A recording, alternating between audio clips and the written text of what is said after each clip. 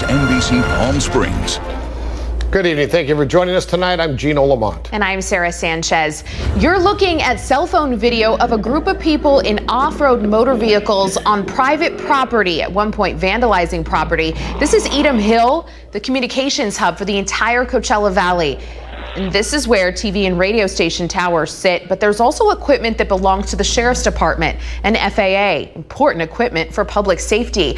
Our Nico Payne is live near Edom Hill with a look at what happened. Nico. That's right. The gate you see behind me is the gate that blocks the rest of the road to the communication towers. But I'm told these vandals may have come from other directions using UTVs. The equipment they destroyed ranged from solar panels to special wireless equipment. But before they got away, these vandals were captured on camera. This video captures one of the vandals in the act throwing rocks at a camera. About 12:50 to 1 o'clock a.m. we had about 4 people show up in 3 different all-terrain vehicles, and they decided to vandalize one of my cameras back there to the point where they started chucking rocks at it, broke it, and snatched the camera. Gilman says he wants the people who destroyed his camera to pay, and he's not the only one. I got a notification saying that there was no internet up here at our site, so I knew there was something wrong. So I started checking it out, and none of my equipment was responding. Jag came to find that close to $2,000 worth of his equipment was destroyed, including solar panels and cameras. There's a camera right up there, and they threw it from that area because it came over, hit this, and then just bounced out. Edom Hill is a communication hub for many communication towers for various companies, including NBC Palm Springs. So I asked, who's in charge of patrolling this area?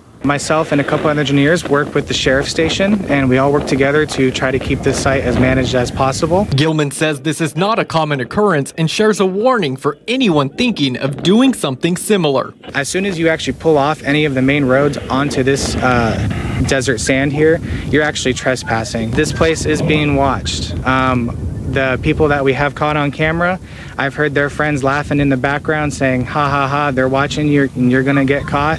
And I just do want to warn, there's a very good chance you guys could get caught. And Riverside County sheriffs were dispatched to the area. No suspects were found at the time, but the incident was documented. But one thing for sure is that Edom Hill is heavily monitored. Reporting live, I'm Nico Payne, NBC Palm Springs. All right, thank you, Nico. The United States has now surpassed 150,000 deaths related to COVID-19. And as the U.S. hits this grim milestone, the Association of American Medical Colleges is warning the U.S. could see deaths skyrocket well into multiple hundreds of thousands. The association has released a roadmap on how to contain the disease. Here in California, we broke another single-day record for deaths, with 197 people dying in the Golden State. 249 new cases were reported in the county today, and that's the lowest number of daily cases in a week and a half. For some perspective, here's a graph from Riverside County Public Health that shows each day's reported cases. You can see today's bar is much lower than the others. You see that spike from just a couple weeks ago. We've recently seen 700 to 800 new cases a day, but we saw 10 new deaths in the county, 6 of those from the Coachella Valley in the past 24 hours. State officials tell labs and clinics they must now include sexual orientation and gender identity in COVID testing reporting. California is the second state to require this. The directive also calls for improvement on race and ethnicity reporting. The Secretary of Health and Human Services says this data will help better serve California's diverse communities. Kitty Alvarado has more. The state Secretary of Health and Human Services, Dr. Mark Galley, announced California healthcare providers and laboratories must now include sexual orientation and gender identity to COVID-19 reporting data. To effectively see how our interventions are working and what more we need to do in California to not just address the COVID-19 situation, but also to close disparities. Equality California, a nonprofit LGBTQ civil rights organization, has been advocating for this data to be collected. They praised the state's leadership in this decision.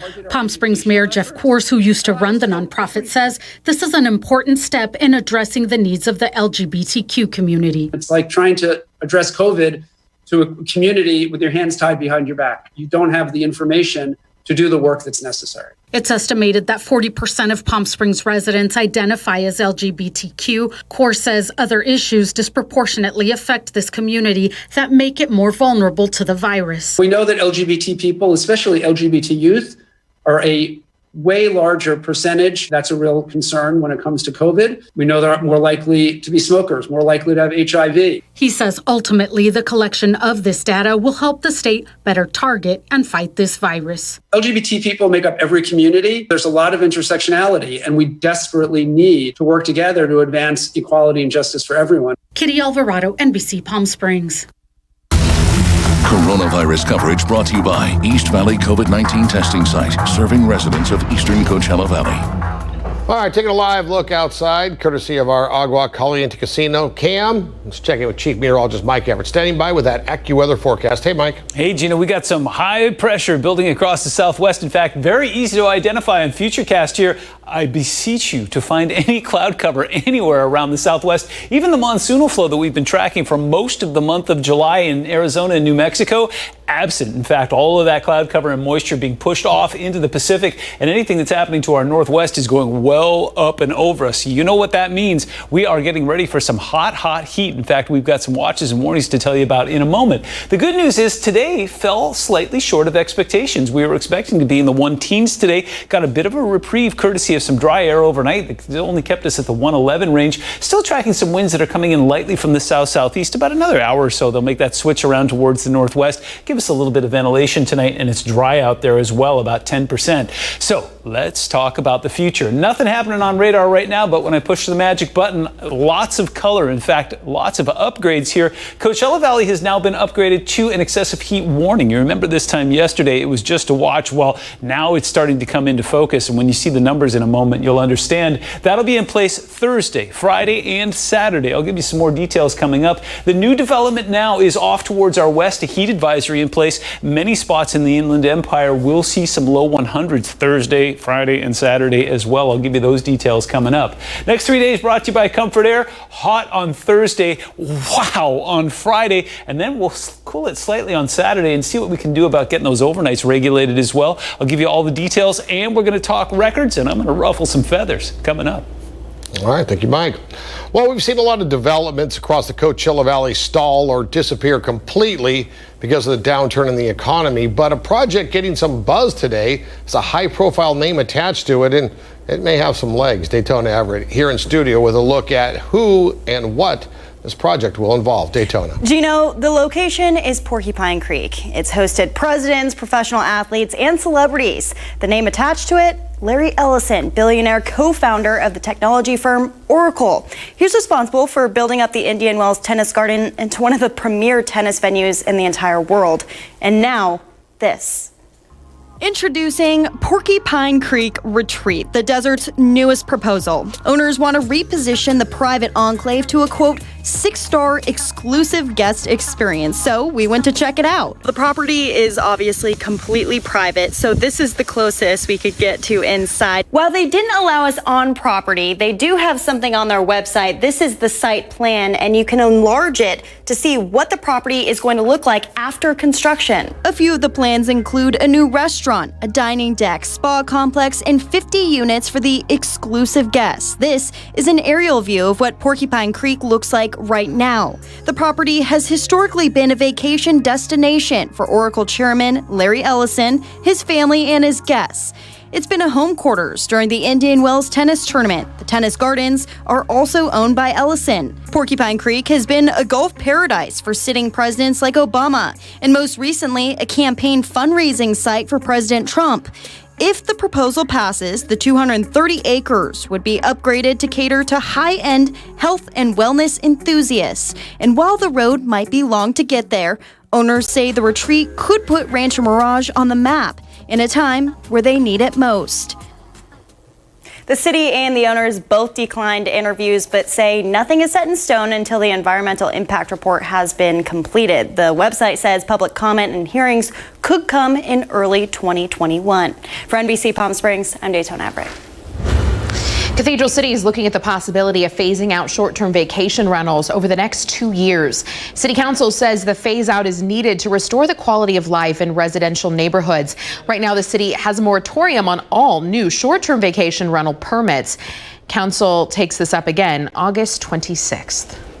Yeah, as Mike was mentioning a couple of minutes ago, we are under an excessive heat warning in the Coachella Valley, and it's only going to get hotter. Now, it is July, and this is the desert, so this isn't shocking for anyone who's ever been here before, but cooling centers across the valley are open and ready to serve. But because of the pandemic, social distancing, they'll be taking extra precautions to help protect everyone involved. Opens at 4 p.m. and closes at 7 a.m. All of the visitors who come and visitors are welcome to stay overnight. They all receive a screening in regards to any COVID symptoms. Their temperature is also checked. They are given a locker for them to maintain their personal items, and then they are asked to please take a shower. You can find a list of cooling centers and their hours of operation at our website, NBCPalmSprings.com. A fire breaks out at a home in Indio just before 3 this afternoon. This is the Las Brisas gated community on Avenue 48 in Madison. You can see the smoke pouring out of the attic. About a half dozen firefighters were on scene. They contained the fire in about a half hour. No word yet on what started it, but there were no injuries. All right, coming up after the break, President Trump tweets he's drastically changing affordable housing laws. We'll be speaking to a local expert on the matter to see how this will affect struggling Californians. I grabbed another kid and I put him in the boat, and I grabbed another kid and I put him in the boat, and another kid was coming out. I was like, oh my gosh, there's 4 kids in that car. Plus a terrifying story out of Sacramento. Police say a man shot his wife while she was driving. The car then careened into a river, trapping 4 kids in the back seat. We'll hear from the man who rescued them. That's coming up. And we're less than 12 hours away from the launch of a mission to Mars. We'll tell you what's so special about this mission and how it could one day lead to humans landing on the red planet. Stay with us.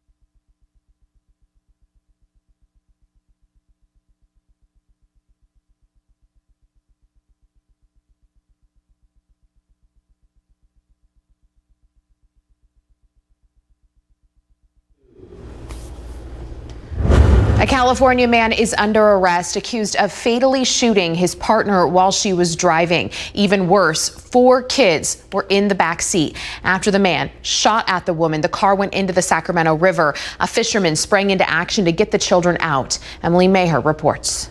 I heard some crashing, like branches breaking and whatnot. Harrell Fisher was working on his boat on the Sacramento River around 9:30 last night when he saw taillights. He and another fisherman went to see what was going on. We hopped in his boat and we went over and I started hearing screaming. A car had swerved off River Road and into the water. So then we went right up to the door and we opened up the passenger door and I saw a little face look up at me and I about just melted. It was intense and I was like, oh my gosh. And then I saw two little hands poke out too, you know, like help me. And Fisher says without thinking twice, he started pulling the children from the car. I grabbed another kid and I put him in the boat and I grabbed another kid and I put him in the boat and another kid was coming out. I was like, oh my gosh, there's 4 kids in that car. The oldest child told Fisher something he didn't expect to hear. He said, he shot my mom.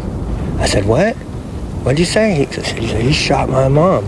And this little 6-year-old kid says to me, and you don't come back from a shot like that. Sacramento County deputies say this man, 27-year-old Mandico Quadzo, shot the mother of his children while she was driving, causing her to swerve into the river.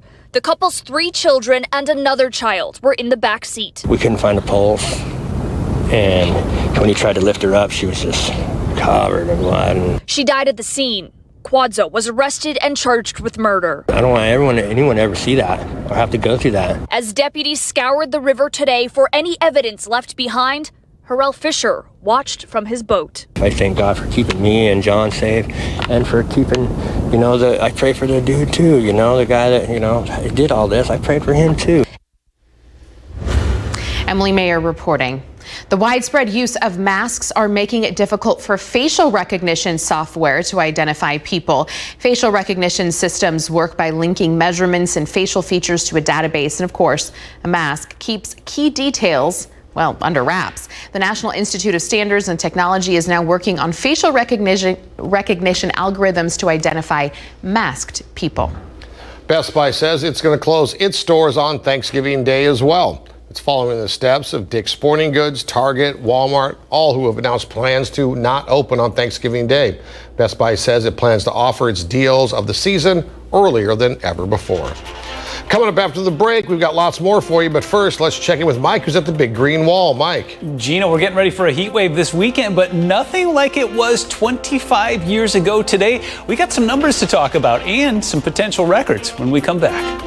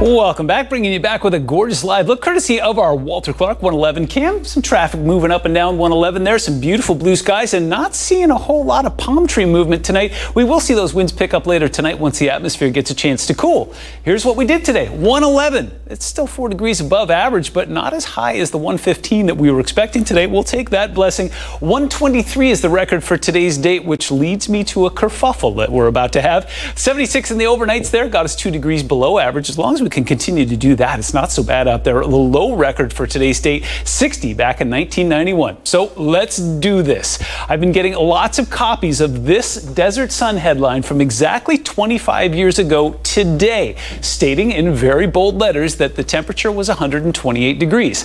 I've gone back into the records and done my very best to verify that, and I cannot. The hottest that it has ever been in the Coachella Valley is 126 degrees in thermal, and the hottest that it's ever been in Palm Springs that we can verify is 123. Now, it's happened 3 times. It happened back during that heat wave in 1995, July 28th, 29th there. It happened in 1993, and it happened in 1979. Now, this is from Palm Springs International, where we've kept the records for over 100 years. So if it was 124, 125 in other spots, well, we can't verify that because we don't have records to state that. Thermal is the hot spot. It gets a lot of attention this time of year. 126 is the hottest it's ever been. It's done it in 1990, 1950, and then it's been in the 124 and 125 range a couple times going back to 1917. So the hottest we can verify in the Coachella Valley is 126. 126, 128. It's still pretty hot out there. Will we do that this weekend? Well, we'll find out in a moment. Just in case you're wondering, the hottest that it's ever been is also disputed. 131.4 is the highest temperature ever recorded, but it was back in 1913. In 1949, a doctor came along and took a look at some of the data and verified that there was also a dust storm happening at the time, and he thinks that some of the dust may have superheated the conductor that was taking that measurement. So it's not official. When you go to the second one, it's a tie. 129.2 also happened in Death Valley in 2013. It also happened in Kuwait in 2016. So we have the potential to get hot. We're not going to get to that level this weekend, but we're going to be pretty warm. Looks like Palm Springs will come within 1 degree of the record tomorrow, and then we're going to break that 120 mark on Friday. But as we've seen, that's actually below record territory there, set back in 57. Thermal looks like we're going to be right on the money, 118 and 119. That'll tie the record for both of those dates, set back in 1996. Excessive heat warning, well, yeah, you're seeing a pattern here. It looks like we're going to be seeing that all the way across the Southwest. Thursday, Friday, and Saturday, it'll be allowed to expire.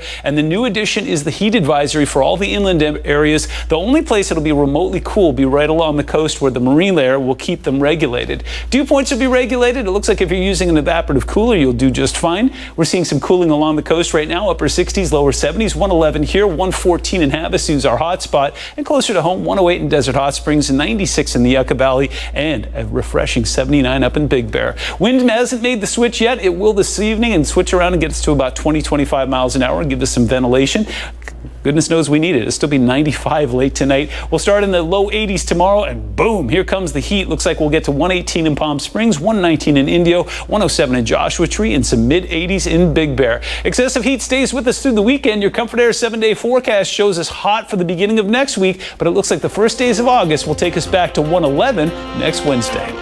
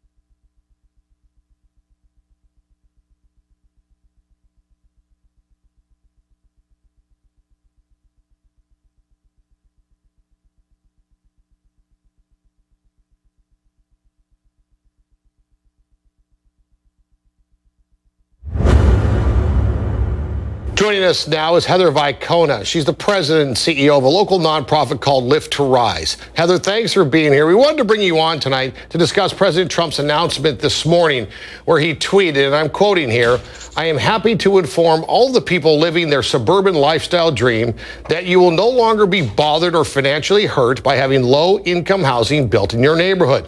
Continuing now, he said, "Your housing prices will go up based on the market and crime will go down. I have rescinded the Obama-Biden AFFH rule. Enjoy," end quote. What does that tell you for people that maybe don't know a lot about low-income housing and how it's important and where it goes and why? Well, I think it tells us a lot of things, really sadly. I think one thing to say from the top is that affirmatively furthering fair housing, the tweet that President Trump sent this morning, it doesn't impact us as much.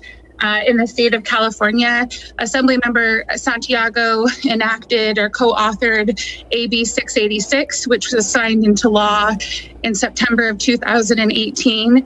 And that provision was really put into place in case this type of rescission happened by the federal government. But in America, we have, for most of U.S. history, a really long history of segregating our communities and excluding people of color. And essentially, what that tweet is saying is that the federal government does not prioritize the racial integration of communities and is not interested in supporting creating fair and equal opportunity for all communities, specifically in places like the Coachella Valley, where we have high concentrations of wealth and high concentrations of poverty. But like I said, I think there's different implications for us because the state of California really prioritizes fair and affordable housing. And the state has also shown that it's not afraid to take action against municipalities or jurisdictions who aren't willing to be accountable in this way. Right. Do you blame average homeowner, though, who, when you say affordable housing, immediately conjure thoughts of Cabrini Greens or these tenements that went up in Chicago and New York back in the 50s and 60s? I mean, because I think when I hear that term, I got to admit, that's where my mind goes. Sure. I think that blame might not be the right word, Gino, but I think that when we think about this, we have to think about what senses are we trying to appeal to in our policies and in our land zoning. Is it wrong to equate poverty with criminality? Oh, absolutely. Like full stop. There's right. No question. So this whole idea that because it's low-income housing, then of course poor people are more prone to crime, and therefore crime comes with the low housing. Is that part of the problem? Is that stigma? I mean, Gino, frankly, that's abhorrent. Folks that live in low-income housing are institutionally segregated and marginalized. They have less opportunity. And the rental assistance work that we see right now, the majority, the work that Lift to Rise is leading with the County of Riverside and the United Way of Inland SoCal, 70% of applicants are women, are female head of households. 45% of applicants are single mothers. Are those people criminals? Absolutely not. But I think projecting the idea that folks that have less money or make less money are criminals is abhorrent. And I think that folks really need to challenge themselves and unravel how we arrived at this place where we associate poverty and low income with wrongdoing and poor character. Yeah, and I will tell you that also the image of what qualifies as affordable housing has changed too. We hire mostly college graduates here, but it's their first job out of school, and let's be honest, they're not making a lot of money. And a lot of the staff here would qualify for affordable housing. Again, college graduates working at good jobs, but they're starting out, so they're not making a lot of money. Is this more the type of people that we're talking about that need sometimes some help getting into that first apartment, home, or condo? Yeah, I think so. I'm having two reactions here, Gino. The first is to say that by HUD definitions and by anyone's definition, for folks to not be economically strapped, to not be in extreme economic precarity, you shouldn't be spending more than a third of your income on rent. When you are, it starts to impact your food budget, impact how much money you spend on medical care and other things.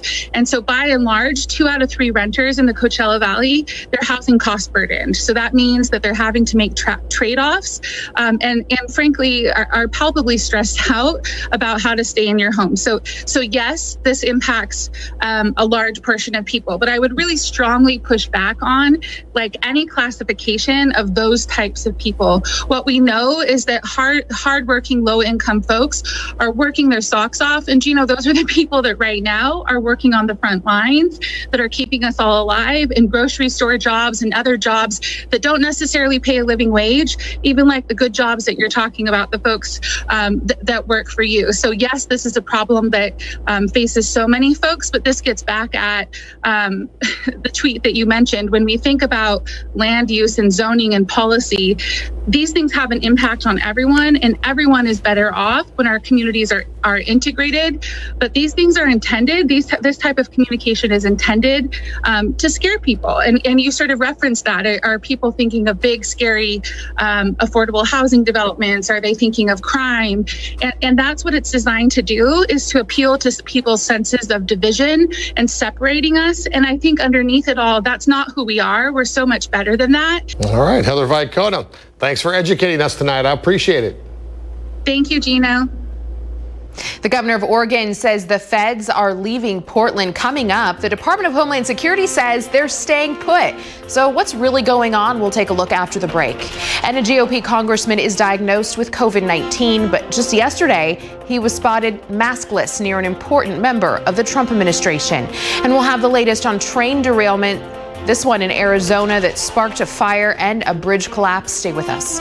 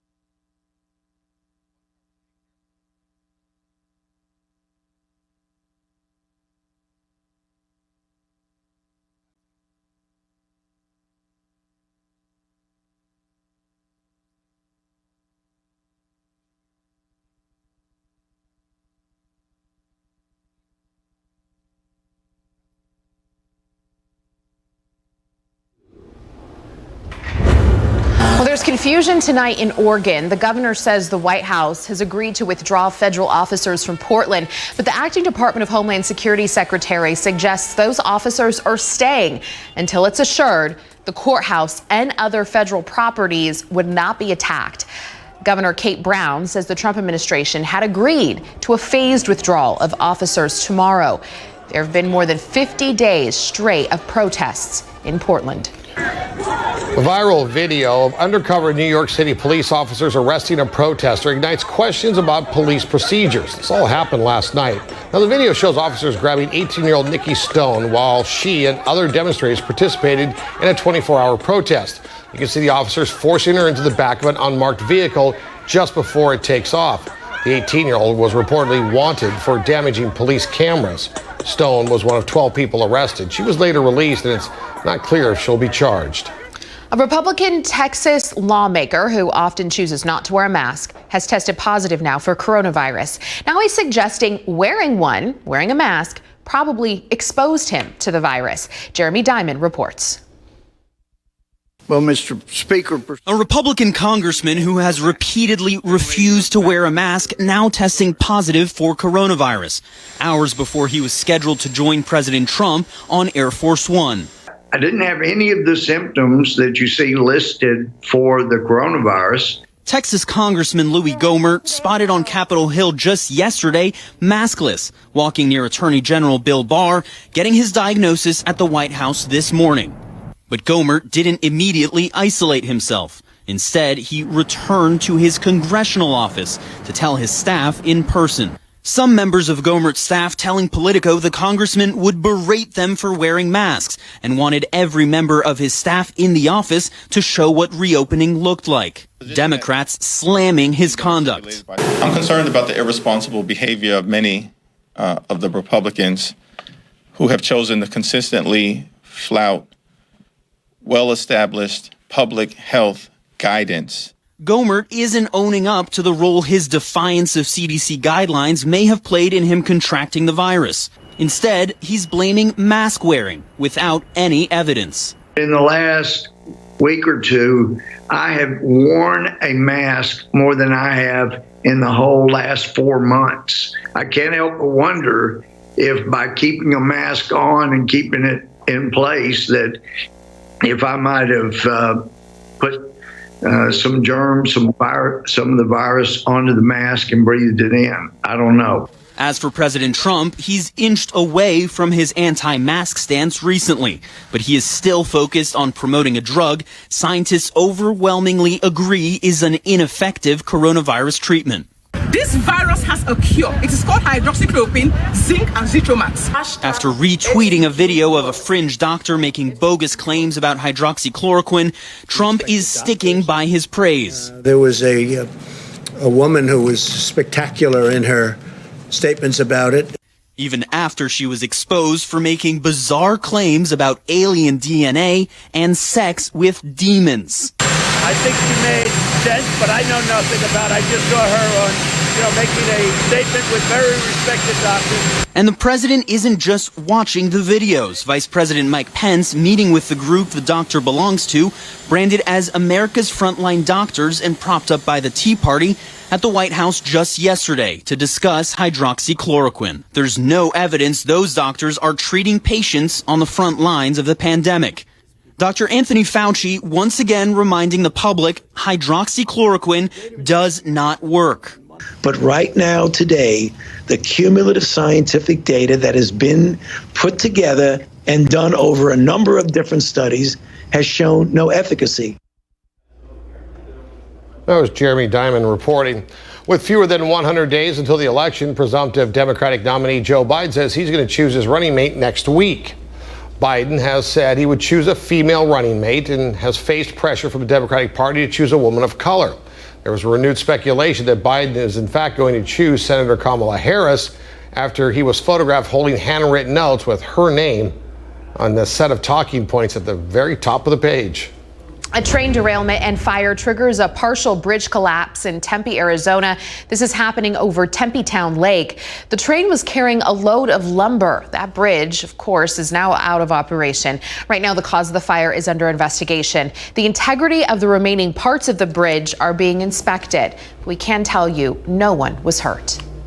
All right, looking live outside, courtesy of our Agua Caliente Casino cam. Let's check in with Mike, Chief Meteorologist, standing by for your AccuWeather forecast. Hey, Mike. Gino, we're getting ready for some very hot weather across the Southwest, including Arizona, where we just saw those shots earlier. If there is one good piece of news for our friends in Arizona and in New Mexico, looks like the monsoonal flow that we've been tracking for most of the month of July is going to take a little bit of a hiatus because of a very powerful ridge of high pressure setting up shop literally between Utah and Arizona, and you can see the effect that it's having. It's taking any cloud cover or rain potential and sending it well off towards our north and east, even down towards Mexico. We're seeing any rain that's trying to fire up just being either evaporated or pushed off towards the Pacific. Taking a look outside right now, 111 was our official high today. That's about to change over the next couple of days. We are going to be getting into record territory in Palm Springs and in Thermal. We'll break down some of those numbers, but all you need to know is this: it's going to be hot and it's going to be widespread heat. We've now been upgraded to an excessive heat warning. This time yesterday we were under a watch, and then as you look off towards the coast, they've got some warnings in place. Going to see temperatures that'll be in the 100-degree range there as well. Next 3 days brought to you by Comfort Air shows hot, hot, and hot. The big question is, when will we see some cooling? The big answer coming up. T-minus 12 hours until NASA's next mission to Mars. The rocket is carrying a bigger and better unmanned rover. But get this, it's also carrying a helicopter that will take to the skies over the red planet. This will be the first autonomous takeoff and landing from Martian soil ever. Well, that we know of. Here's Tom Costello with more. It'll take more than 6 months to get there, but NASA's next generation of Mars rovers, this one named Perseverance, is like a rover on steroids, self-driving and mapping, equipped with microphones so humans can listen to the Martian surface, 19 cameras, then radars, spectrometers, sensors, and probes, and drills to collect soil and rock samples that a future mission will pick up. But the coolest feature of all, a miniature helicopter named Ingenuity attached to the belly of the rover. The first aircraft ever to take off and land on another planet for aerial surveys. Mimi Ong is the helicopter project manager. Did you have to ask the Martians for a pilot's license and Martian air traffic control? Oh, I think they'll welcome us. It should be an exciting event on Mars. The challenge, the thin Martian atmosphere is only 1% of our atmosphere. So engineers built a chopper weighing just 4 pounds with 2 rotors spinning 8 times faster than a helicopter on Earth. It will fly autonomously just 15 feet off the ground. Today, there are simply places that we can't get to today with just rovers, nor even, humans, sides of steep cliffs or, steep crevices that we can't get to. And so being able to fly, adding that aerial dimension is what's really important. The rover itself will land in a crater once an ancient lake, the perfect spot to search for signs that microbial life once existed on Mars, the prime mission objective. If we find evidence that life was present billions of years ago, it becomes much more likely that it has migrated below the surface and exists there today, where it is both warmer and we would expect that there would be liquid water. In a Brady Bunch style interview, we talked to the NASA team making it all happen, even as COVID has forced many to work from home. It's even put another layer of excitement and challenges for our team to figure out how we build rovers, a lot of us with children in our laps and other things at home. And so it's been a big challenge, but really exciting. NASA's ultimate goal, putting humans back on the moon by 2024, then use a lunar base to launch missions to Mars. Among the experiments on this unmanned Martian mission, turning carbon dioxide on Mars into breathable oxygen for future human explorers. We want to plant an American flag on Mars. And so we're building right now the tools necessary to go to another world sustainably. In other words, to stay. Well, set your alarm clock early, though. Liftoff is scheduled for 4:50 in the morning. Yes, that's early. You can watch live on NASA TV on YouTube. It's a great channel. Gino. You're not up at 4:50? No. Okay. Coming up in sports, 2 different leagues returning to play after months of layoffs. One of them dealing with coronavirus outbreak, while the other reports no positive tests among their players. We'll tell you which leagues they are right after the break. Plus, we revisit our top local stories, including vandalism and property damage at the hub of communication in the Coachella Valley. Plus, why California is now collecting data on the sexuality and gender identification of people diagnosed with COVID-19.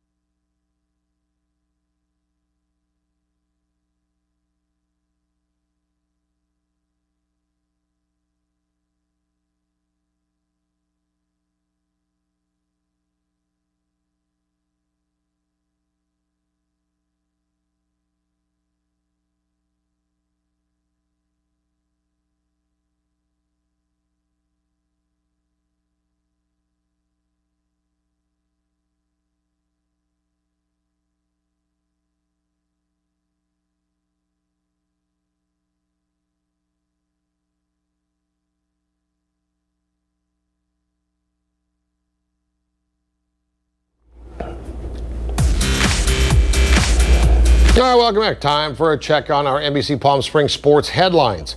As one league deals with a coronavirus outbreak, another is getting ready for a restart, seemingly free of the shadow of COVID-19. The NBA has announced no players tested positive for COVID-19 since July 20th. It seems the NBA's bubble in Orlando is working. The NBA season is set to resume tomorrow night with the Pelicans taking on the Jazz, followed by the Lakers and the Clippers for the nightcap. Well, a little bad blood between the Dodgers and the Astros on account of the Astros cheated to win the World Series. And you can see Joe Kelly, who isn't even a Dodger when it happened, threw a pitch a little behind Alex Bregman. Then he made some faces that may have come across as snarky. Later in the game, the benches cleared after Kelly struck out Carlos Correa, and they had looks, and it was, nothing. The incident resulted in suspensions, however. In fact, Kelly received 8-game suspension for not hitting somebody intentionally. That would be the equivalent of 22 games if this were a regular season. He, of course, is going to appeal. Manager Dave Roberts also got suspended for 1 game, which is the equivalent to 1 game in a full season, so he's off tonight. Astros manager Dusty Baker received a fine. Amid the Marlins coronavirus outbreak, the MLB season's continuing for all the other teams, but the number of people in the Marlins organization who have tested positive now sits at 18. Dr. Anthony Fauci spoke today about baseball and what's next after the Marlins outbreak. They did their very best to put the best protocols in place to protect the safety and the welfare of the players and the personnel. I hope it won't mean closing down the season. I don't think it necessarily has to be that, but we better keep our eye out on that, because if it happened to the Miami Marlins, it could happen to the other teams. Due to the positive test, the Marlins season has been paused for now, with a likely return to the diamond sometime next week. Meanwhile, the Phillies, who played the Marlins last week before the outbreak was discovered, they'll start playing again on Saturday with a pair of games against the Blue Jays. It's a quick check of sports. Mike, standing by the big green wall. Hey, Gino, today was a piece of cake. Temperatures just a few degrees above average. Not particularly gusty out there, but as we go towards the weekend, we are going to crank it up. Question is, will we be breaking records? Answers coming up.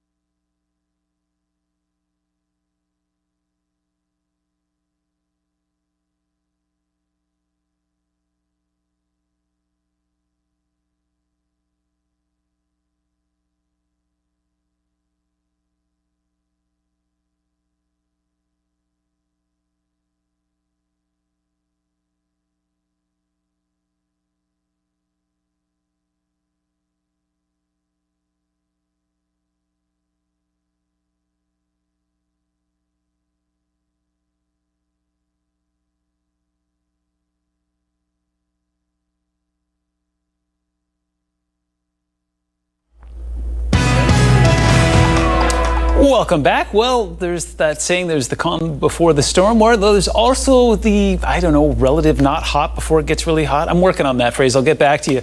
Walter Clark Cam showing some beautiful blue skies out there. Some traffic along 111. And again, not seeing a whole lot of palm trees blowing around tonight. Fairly benign out there. Breezes will get up to about 20-25 miles an hour in our more wind-prone spots as the atmosphere cools tonight. But you know what? 111 today, 107 is the 30-year average for today's date. So just 4 or 5 degrees above average in the Coachella Valley. Certainly nowhere near record territory. 25 years ago today, it was 123 degrees in Palm Springs. It was even hotter down towards Thermal. 2 degrees below average in the overnight. 76 is where we got to. 78 is the 30-year average. So we had that going for us.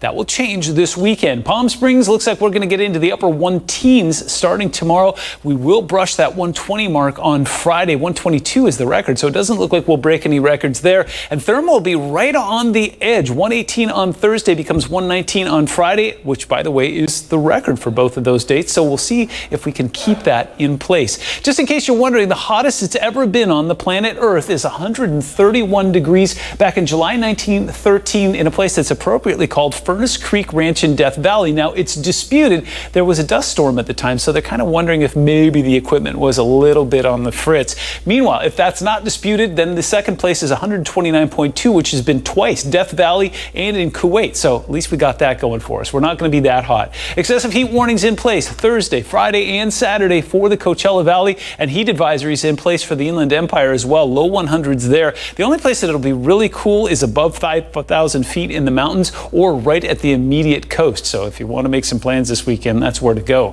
Coachella Valley will see dew points that'll stay in check. No monsoonal moisture, so if you're doing the evaporative cooler thing, you should be fine. Current temperatures right now, upper 60s, lower 70s at the coast. 111 here, 112 in Havasu and in Yuma, 113 out towards Phoenix. Closer to home, we've got 106 in Desert Hot Springs, 111 down towards Coachella, a comfy 77 in Big Bear. That's above 5,000 feet. Winds will make that switch around to the northwest tonight and get breezy, but not particularly gusty. It's going to be a fairly nice evening out there. Temperatures will be slow to cool. We hit mid-90s by midnight, and then here comes the heat on Friday. 118 in Palm Springs, 119 in parts south, and it gets even hotter on Friday. Your Comfort Air 7-day forecast shows us staying hot through the weekend. We don't get back to 111 again till next Wednesday.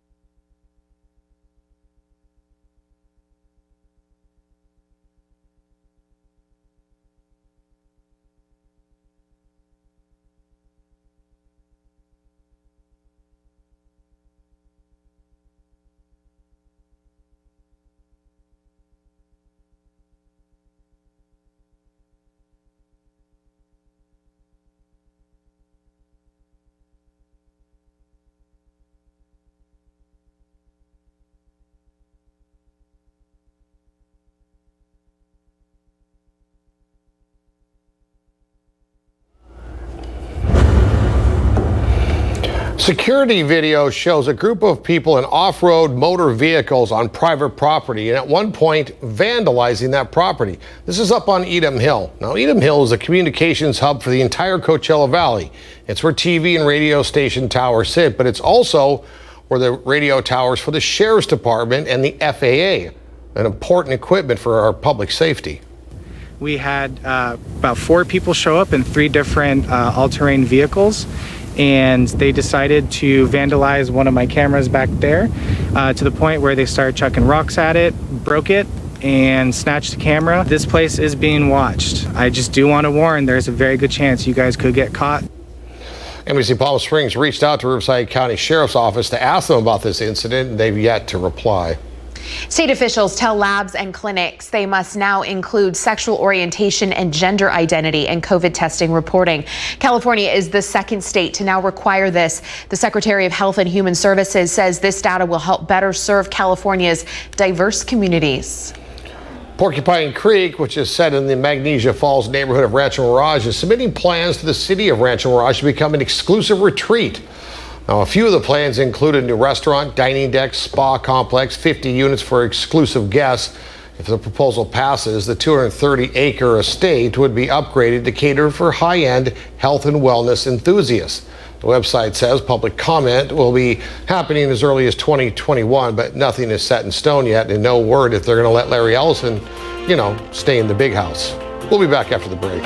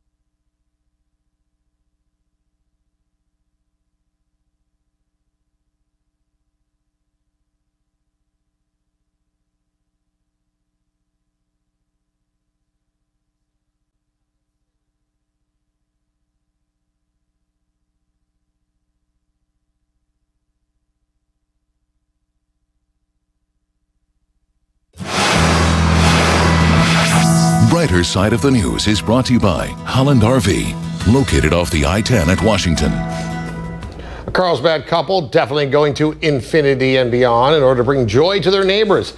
They set up Toy Story figurines to reenact scenes from the films on their rooftop.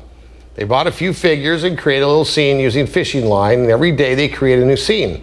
They've added more figures, and the neighbors say that kids of all ages are delighted for each of the scenes as they come up each and every day. Yeah. Well, quarantine, we got to think of something to entertain ourselves. Do what you got to do. Yeah. Well, check this out. It's our QR code. If you missed any of our top stories tonight, just point your smartphone's camera at the square on my left side, and you'll be able to find stories and social media sites, ways to contact us online. We'll see you back here at 11.